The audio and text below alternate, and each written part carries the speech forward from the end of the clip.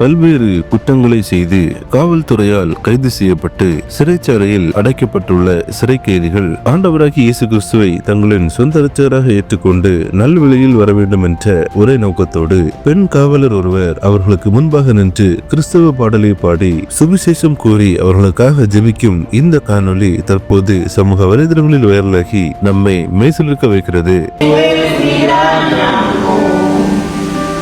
A su milagro en mí.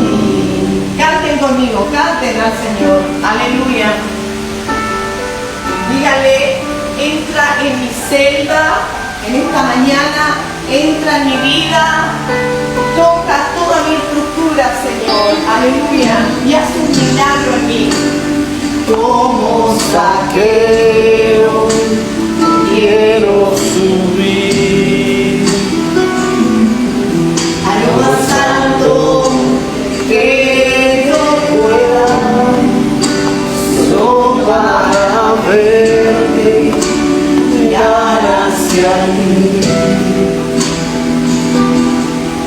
Y llamar tu atención para mí, necesito de ti, Señor.